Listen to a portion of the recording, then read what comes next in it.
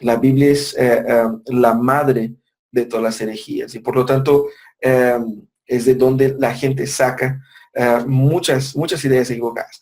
Por eso es importante estudiar esa materia y ahora, algunas razones por las que necesitamos del estudio de la hermenéutica. La primera, obviamente, hay una distancia con las escrituras, una distancia temporal. Nosotros estamos en el año 2016 y hay, obviamente, siglos y siglos que nos alejan de la producción del texto bíblico. El último texto escrito de las escrituras fue al final del siglo I de la era cristiana. Por lo tanto, estamos temporalmente separados más de 2000 años. Y esa distancia ha cambiado muchas cosas en el mundo, por lo tanto necesitamos vencer esa distancia. La segunda cosa que necesitamos vencer es la distancia contextual. Nosotros estamos en un contexto, podemos decirlo, moderno o posmoderno, y no siempre vamos a entender las reales razones o las reales circunstancias en que la gente estaba viviendo al momento que recibieron el texto. Entonces, ellos pasaron por circunstancias, sensaciones, eventos que nosotros no entendemos bien. Por ejemplo, las cartas de Pablo fueron escritas para responder a necesidades específicas de iglesias locales. Yo no puedo entender correctamente la enseñanza del apóstol Pablo con respecto al velo de las mujeres, el capítulo 11 de 1 Corintios, si yo no estoy consciente del problema que estaba pasando ahí en la iglesia relacionado con la participación de las mujeres en el culto. De igual manera, yo no puedo entender por qué 1 Juan toma una otra relevancia, mientras estoy consciente de que Juan estaba escribiendo contra la influencia del gnosticismo en las iglesias de Asia Menor. Entonces, es importante entender por qué es lo que estaba pasando en el mundo al momento que ellos escribieron y qué es lo que ellos estaban respondiendo. Entonces, eso me da una mayor claridad a lo que se propone responder. Entonces, esa distancia contextual es la que vencemos a través de una correcta hermenéutica. También está la distancia cultural. El mundo en que vivimos es distinto culturalmente del mundo que vivía la iglesia en ese entonces. La cultura ha cambiado y necesitamos entonces buscar una manera de interpretar las escrituras y aplicar las escrituras de una forma que sea relevante para nosotros. Y hay que tener bastante cuidado con lo que llamamos de relevante, porque cuando decimos relevante no queremos decir simplemente acomodar la Biblia a la cultura, sino que interpretar la Biblia de una forma que la cultura la pueda leer y la pueda entender. Pero la cultura de la época no es la cultura nuestra, y eso es un problema. Esa distancia cultural tenemos que trabajar al momento de interpretar la Biblia, y los principios que nosotros utilizamos nos ayudan a crear ese puente. También está una distancia obvia, que es la distancia lingüística. La distancia lingüística es clara porque obviamente la Biblia no fue escrita en el castellano o en el portugués. La Biblia fue escrita en el Antiguo Testamento en griego y arameo, y el Nuevo en hebreo y arameo, y el Nuevo en griego, que ni siquiera es exactamente el mismo griego que está ahí o el mismo hebreo que está ahí. Hay algunas diferencias y por lo tanto hay una distancia lingüística que tenemos que vencer. Más encima, son idiomas que no son parte de la misma raíz idiomática que la nuestra.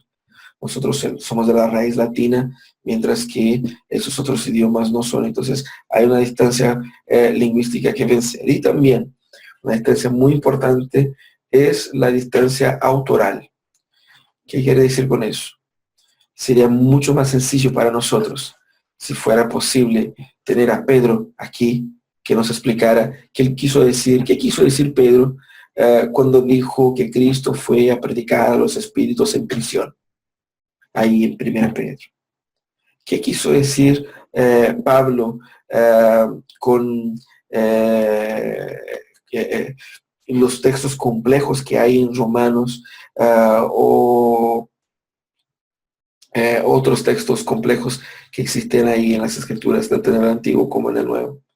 La cosa es, ah, nosotros no tenemos a los autores y no sabemos exactamente qué querían decir en los textos más complejos. Por lo tanto, tenemos que trabajar a través de ciertos métodos para vencer esa barrera, ¿se me entiende? Y eso es importante capturar. Ahora, distancia temporal, contextual, cultural, lingüística y autoral. Yo voy a compartir aquí con ustedes para que ustedes no queden solamente mirando mi hermoso rostro. Voy a compartir mi pantalla, ¿no es cierto? Y van a poder ver aquí nuestra... Eso. ¿Cierto? Ahí, la distancia temporal, distancia contextual, cultural, lingüística y autoral. Ahora, la cosa es, déjame bajar esto. Aquí. Um, hay un problema ahí en esa interpretación bíblica contemporánea, porque muchas personas pueden levantar dudas de por qué nosotros creemos que la Biblia es inspirada, siendo que en la Biblia hay un montón de errores. O por qué nosotros creemos que la Biblia es tal como ella dice ser, siendo que la Biblia necesariamente parece tener algunas fallas cuando se compara texto con texto. Cuando nosotros decimos que la Biblia, que creemos que la Biblia es verdadera y que creemos que la Biblia es la palabra de Dios y la verdad de Dios, no estamos negando que hay en el texto bíblico que nosotros manejamos errores de copistas. Errores de copistas que fueron producto del proceso de la copia de los textos bíblicos, errores de audición, errores de grafía, procesos de copias con una baja calidad, y por lo tanto esos errores han incurrido en ciertas discordancias. No obstante, nosotros creemos que esos errores no afectan el central del mensaje. Tenemos recursos suficientes para poder entender que el mensaje principal de las Escrituras está unificado y claramente expresado a lo largo de todos los 66 libros. Pero no queremos pasar por alto eso. Existe esa realidad. Lo segundo también es entender que cuando los autores escribieron el texto, ellos no tenían el pleno conocimiento de todas las cosas. Ellos escribieron a partir de la realidad que ellos entendían y ellos escribieron a partir de lo que ellos sabían.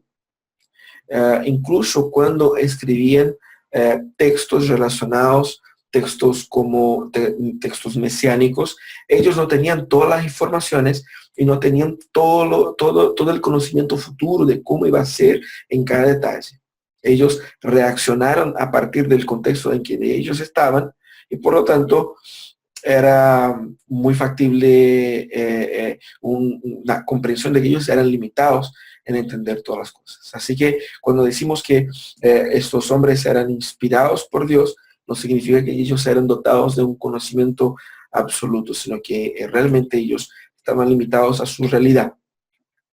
Ahora, también entendemos que cuando decimos que la palabra de Dios es verdadera, no hemos intencionado decir que la palabra de Dios puede explicar exhaustivamente todas las cosas.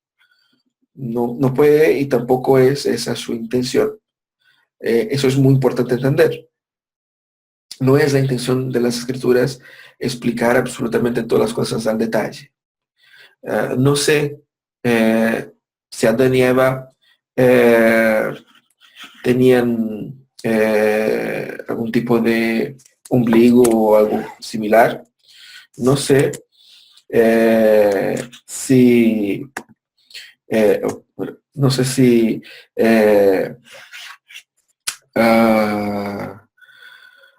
qué pasó con Esaú, después de los textos que apuntan su historia.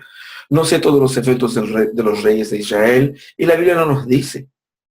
Podemos encontrar algo de repente ahí en la historia universal, pero no tenemos esos recursos. Eso es un hecho.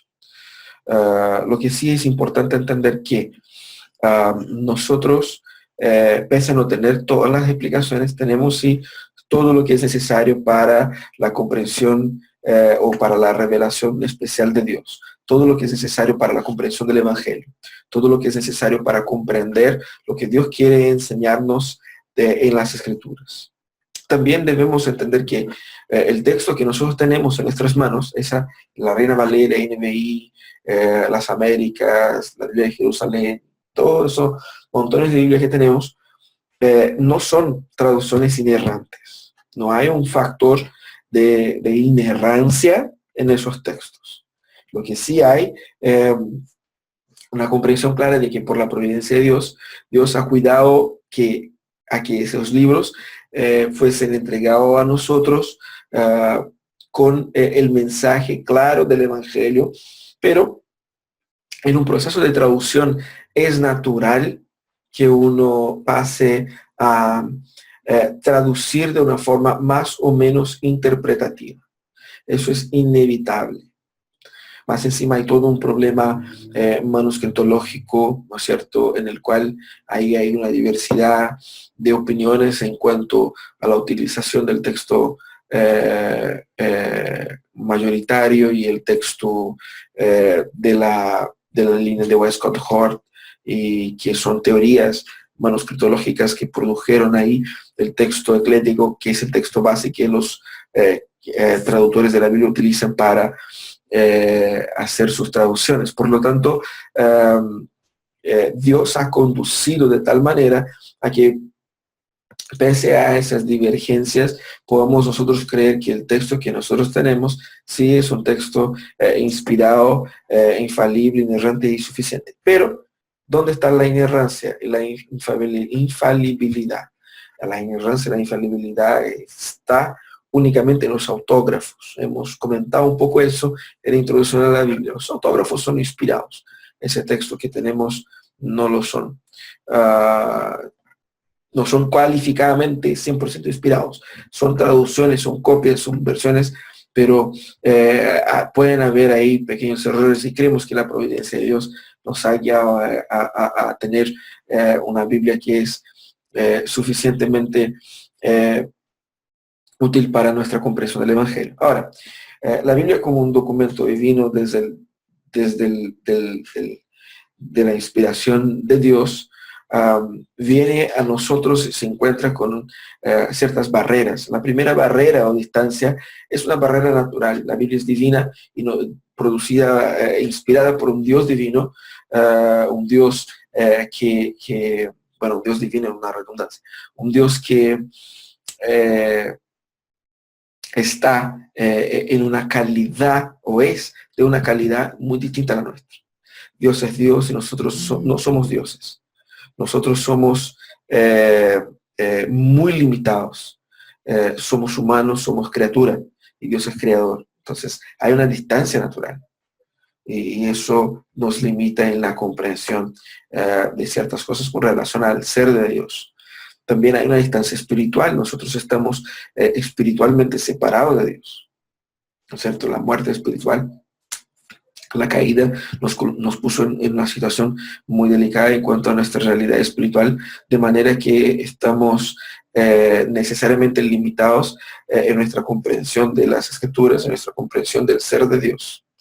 Y también obviamente hay una distancia moral, es decir, hay una intencionalidad. Incluso cuando nosotros buscamos leer las Escrituras, podemos hacerlo por los motivos equivocados, podemos hacerlo o con las intenciones o con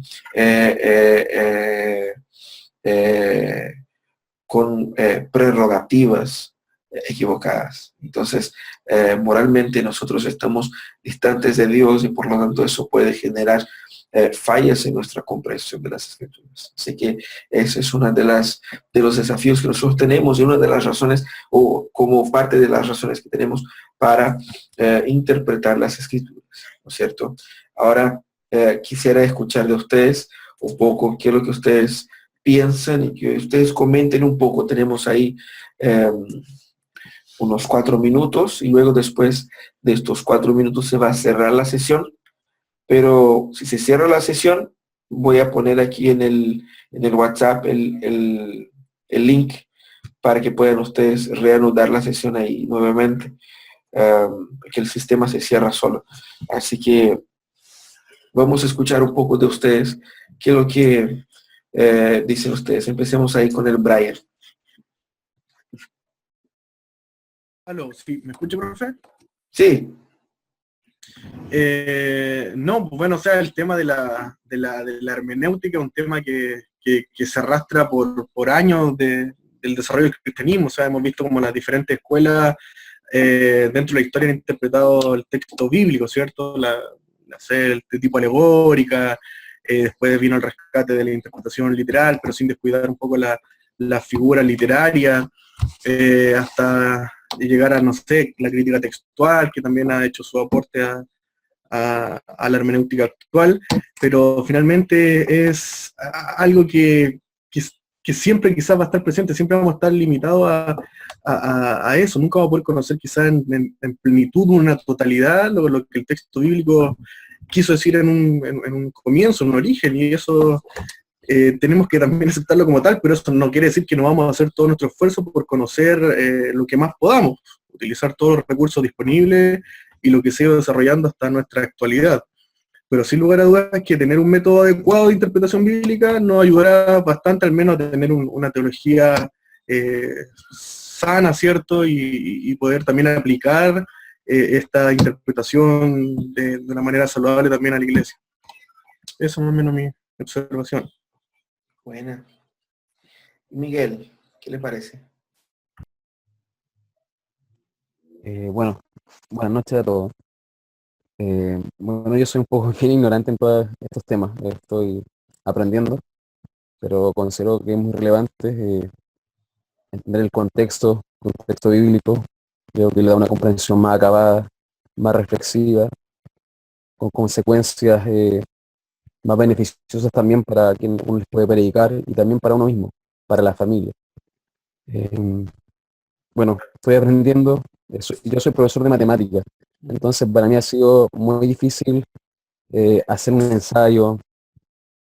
Nosotros nos acostumbramos a resolver ecuaciones y leer, ha sido duro igual, pero también haciendo el empeño obviamente, cuando me toca hacer un ensayo, por ejemplo, es un sufrimiento, ligar ideas y todo eso que no estaba acostumbrado por mi formación académica. No obstante, considero exigente lo que me están enseñando y considero que es relevante también para poder tener una formación académica sólida en cuanto también a hacer mejor, digamos, la vida cristiana y ser mejor cristiano. Buena. Eso podría aportar. Buena. Gracias, Miguel. Nicky.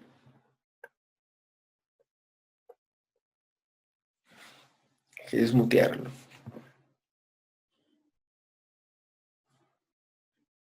¿Me escucha? Sí, Sí. ahora sí. Sí, había conectado el internet. Bueno, me uno un poco al comentario de Miguel. Soy bien bastante, no digamos, sobre todo en estos términos teológicos, ¿ya?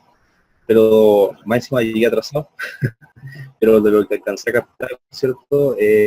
Todo esto, lo de la hermenéutica, es la forma de interpretar la Biblia, y supongo que también es de la forma en que uno da el mensaje, digamos, a una congregación, en el momento de una predicación, pero quizás la parte que yo no alcancé a ver, ¿cierto? Para mí va más el lado igual espiritual, o sea, si yo voy a dar una palabra, un mensaje, ¿cierto? Igual es por la inspiración de Dios, mediante la oración o el ayuno, y que ojalá Dios me indique de alguna forma, ¿cierto? La palabra que debo enseñar, y